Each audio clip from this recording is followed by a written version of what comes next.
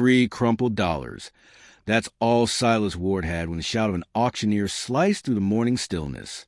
He hadn't come looking for trouble, just supplies, maybe some rope, coffee if he was lucky. But that small sum would buy him something that would shake his understanding of justice to its core. The Saturday bustle in Copper Falls churned as usual, ranchers barking over cattle, miners arguing about tools, the clatter of boots on the dirt-packed main road. Silas guided his horse slowly through crowd, his eyes scanning the vendors.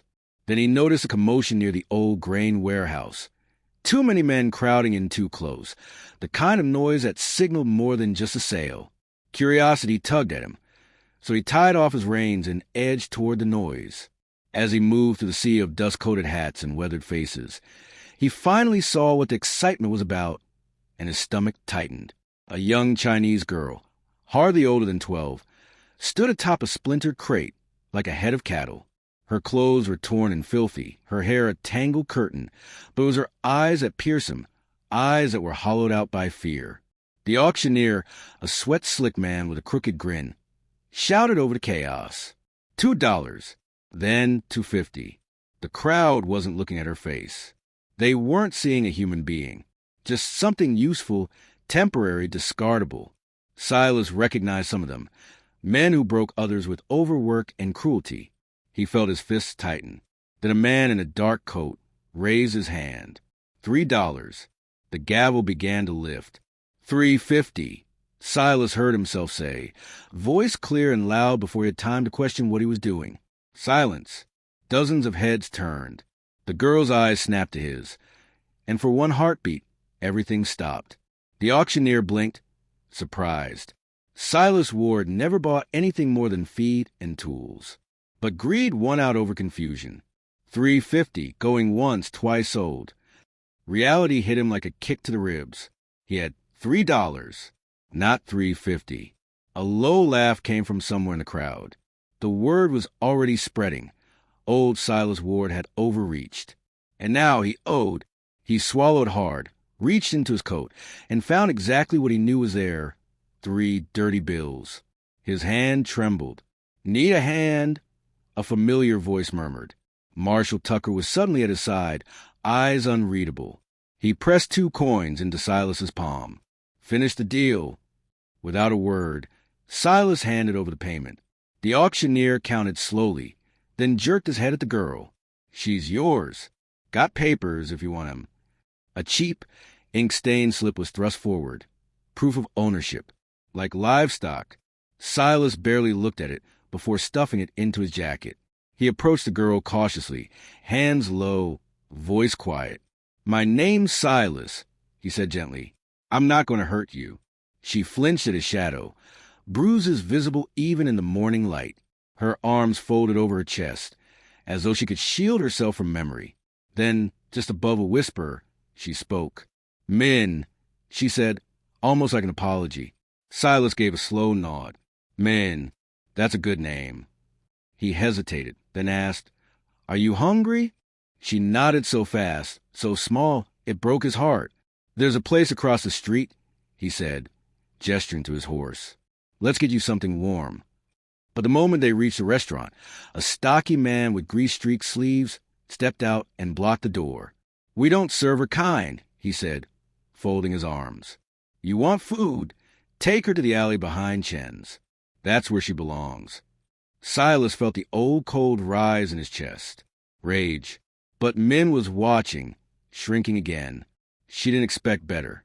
She expected this. She's with me, Silas said flatly. Her money's as good as mine. The man, Garrett, didn't flinch. Doesn't matter. I've got a business to run. You want to eat?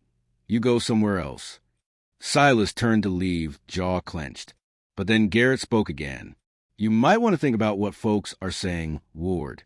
You buy a girl like that, people assume things. Dangerous things. Silas froze. Then, from behind him, the marshal's voice cut in. Something wrong here? Tucker's hand hovered near his revolver, his stance calm but heavy with warning. No trouble, Garrett said quickly. Just explaining my house rules. Tucker didn't blink. I know a place. Mrs. Henderson's boarding house. Serves anyone who's got the coin. It wasn't a suggestion. Silas nodded once and led men away. Every eye on the street followed them, murmurs swirling in their wake. They'd all seen it, the auction, the defiance, the girl. At the boarding house, an older woman answered the door. One look at men, and she shook her head sadly.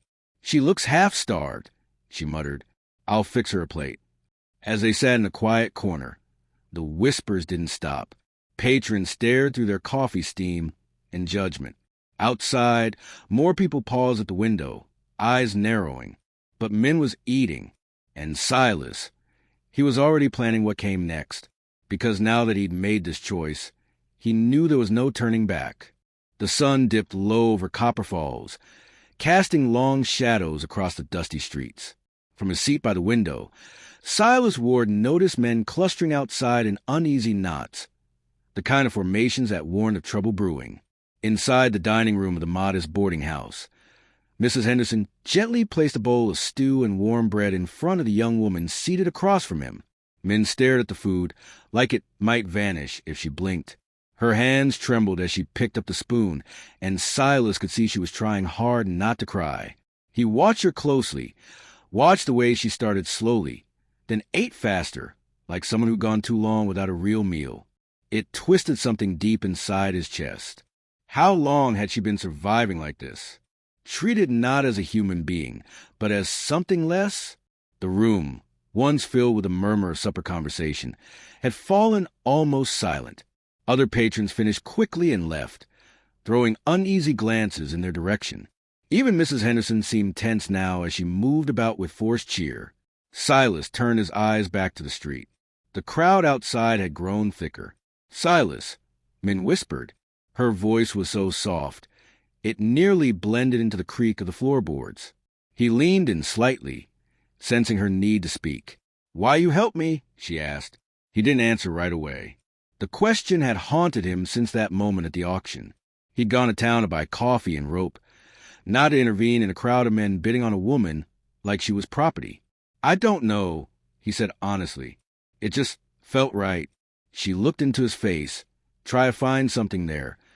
Maybe a reason to believe he was different. Other men, they want things. Bad things, she said, eyes dropping. Silas felt that familiar anger stirring again. Of course they did. To most of those men, she wasn't a person. She was something to own.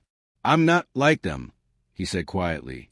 Before she could respond, the front door slammed open. 3 men strode in with heavy steps. Cord Jennings, the biggest landowner around, his son Blake, and Frank Morrison from the East Side Mine. They weren't here for dinner. Cord's eyes scanned the room until they landed on Silas and Min. His face flushed red with fury as he marched over. "What the hell do you think you're doing, Ward?" Silas set down his coffee slowly. "Having supper. You got a problem with that?"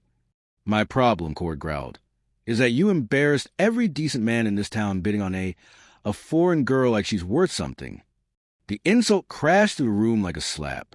Min went pale, but her gaze stayed steady. Silas stood slowly, the legs of his chair scraping across the wooden floor. "You better watch your mouth, Jennings." Blake stepped up, hand near his revolver. "Or what? You gonna fight us all for her? For yellow skin?" Now Silas had a choice. He could de-escalate, for her sake, or stand tall and make it worse. "I figure a person's worth ain't decided by the color of their skin. Same for a woman." Frank snorted. "You losing your mind, Ward? Or just lonely enough to forget what's proper?" Silas didn't flinch. But before things could erupt, another voice cut through the tension. "Evening, gentlemen." Everyone turned. Marshal Tucker stood in the doorway, boots heavy on the floorboards. He looked around calmly. Hope we're not about to have a situation in Mrs. Henderson's establishment. Cord turned. "Tucker, you know damn well Ward brought disgrace to this town. He bought her like she's a prize pig." The marshal's gaze shifted to Min, then back to Cord. "Far as I recall, a man spending his own coin on something legal ain't crime. Unless the auction wasn't legal." The room went deathly quiet. Tucker's words landed like a hammer. "If those folks running that auction didn't have the legal right to sell her," Tucker continued, then anyone who bid might have taken part in something criminal. Frank cleared his throat. Now, hold on. We didn't know. You thought you could buy a person and not have to answer for it? Tucker said sharply. You mad because Ward outbid you? He took a step closer. Makes a man wonder what you were really planning to do if you'd won. Cord looked ready to explode. You're taking a side? I'm taking the law's side, Tucker replied. And I'm telling you 3 to walk away before I start looking into what exactly happened at that auction. Blake looked like he was ready to argue, but Cord pulled him back. This ain't over, he hissed at Silas before the trio stormed out.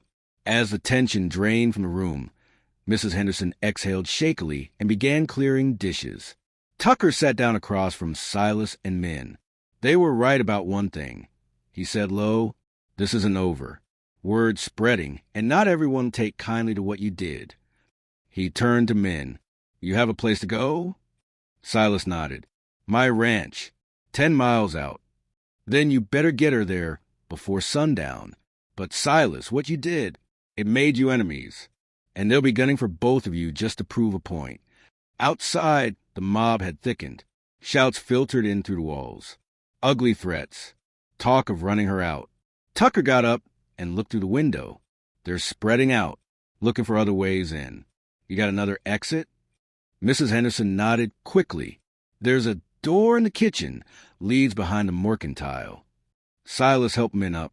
She hadn't eaten much after the confrontation. Fear had returned to her face. My horse is tied up out front, he said. They'll spot you in a heartbeat, Tucker warned. Mrs. Henderson raised a trembling hand. My husband's got a wagon out back. Old, but it'll take you where you need to go. I won't sit by and watch that girl get hunted. I'll bring it back, Silas promised. Don't worry about that, she said, already heading to the kitchen. Just get her to safety. They hurried through the kitchen and out the back. The alley was quiet, but voices still echoed nearby. Mrs. Henderson led them to a small stable. Inside stood a worn but sturdy mare hitched to a faded wagon. Min climbed in with Silas's help, but her hand caught his sleeve. What if they follow? What if they find your home? He didn't have a good answer. His ranch was isolated. That could be good or very, very bad. We'll deal with that when it comes, he said, trying to sound sure. Tucker appeared at the alley's mouth. They're searching the side streets now. You need to move. Silas took the reins. The old mare twitched her ears but stood firm. She was ready. As they turned onto a side road, the main crowd still swarmed in front of the boarding house. But smaller groups were branching out, and one of them was led by Blake Jennings. They'd made it 3 blocks before Silas heard it, galloping hooves. He looked back. 5 riders burst into view from between buildings. Blake led the charge, face twisted with rage. There they are, he shouted. Don't let them get away. The wagon jolted forward as Silas urged the tired old mare to move faster. Dust kicked up around them as they sped through the narrow trail, the wooden wheels groaning under the weight. The sound of thundering hooves behind them was growing louder by the second. Mlynn clutched aside the wagon bed, her face pale, her fingers gripping so tightly her knuckles turned white. The outskirts of town still seemed far off, and Silas knew they wouldn't reach them in time. He considered his options.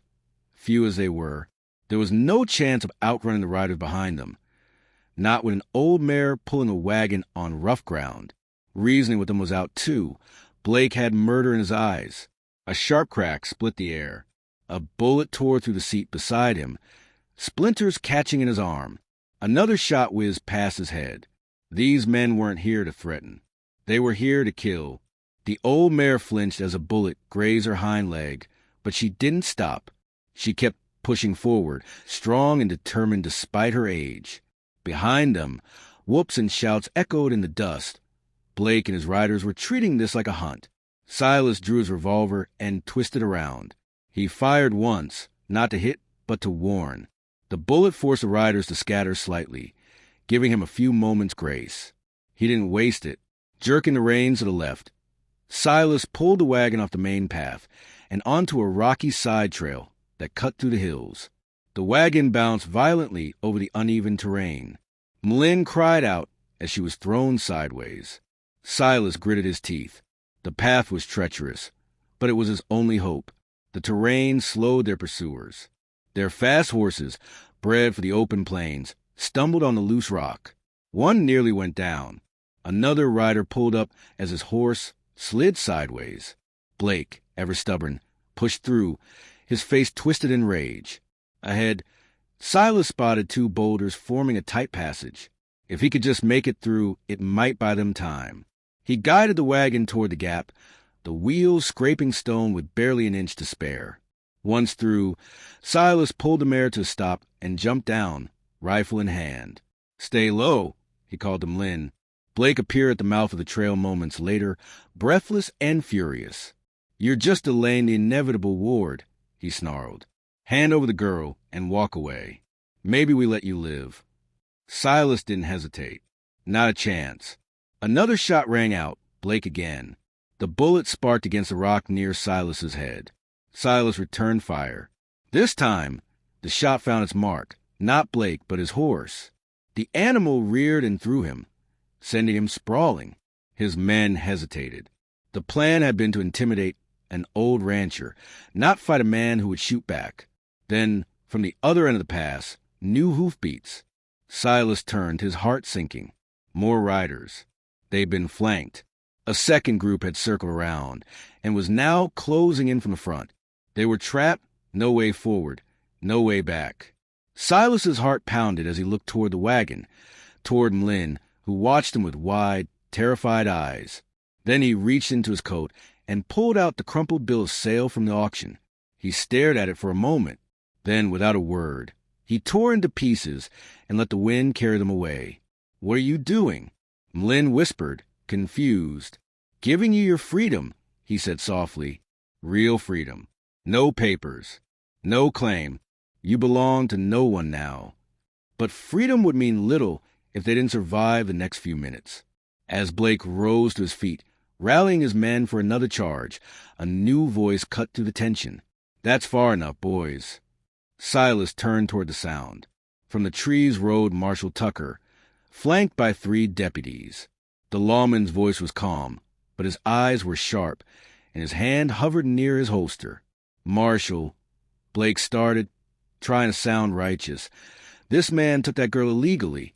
We're just enforcing justice." Tucker didn't budge. "Funny thing," he said, "seems that auction wasn't legal to begin with.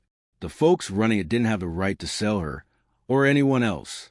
That makes anyone who participated in it guilty of a federal crime." The words hung in the air like thunder. Blake's bravado faltered, and his men began exchanging nervous glances. What had seemed like righteous fury moments ago now looked a lot like a serious mistake. "Unless any of you boys are eager to spend some time in federal prison," Tucker added, "I suggest you get back on your horses and ride home." The riders didn't need more convincing. One by one, they backed away. Blake was the last to move, glaring at Silas with hate burning in his eyes. "This ain't finished," he spat. "Yes, it is," Tucker said, steel in his voice. "Because I say it is. And if I hear you've been within 50 miles of this girl again, you'll find out how finished it is." With that, Blake turned his horse and galloped off, the sound of his retreat swallowed by the wind. Tucker dismounted and walked over to Silas, who was still catching his breath. "You all right?" the marshal asked. Silas nodded. "Would have been a lot worse if you hadn't come. Mrs. Henderson sent word. Figured you might need help." He turned to Mlin. "Miss, you're safe now. And free. No one owns you. No one ever will again." Mlin looked from Tucker to Silas. And then, for the first time since that terrible day at the auction, she smiled. It was a faint smile, uncertain, fragile, but it was real. "What do we do now?" she asked. Silas looked toward the open country. His ranch was out there, 10 miles away. A quiet place with enough room for healing, for growing, for beginning again. "Now," he said, "we go home." Half a year passed. Mlin's garden grew into a business. The best produce for miles. Stores that once refused to serve her now depended on her harvest. Silas handed over half his land to her, making her the first Chinese woman to own property in the territory. On quiet evenings, the two of them would sit on the porch, watching the sun sink below the horizon, and sometimes, without speaking, they'd remember that day, the day when $3 and a reckless decision changed two lives forever. The paper that once claimed ownership was gone, scattered like dust on the wind. But what grew in its place was something no one could take: trust, freedom, and a bond forged in courage.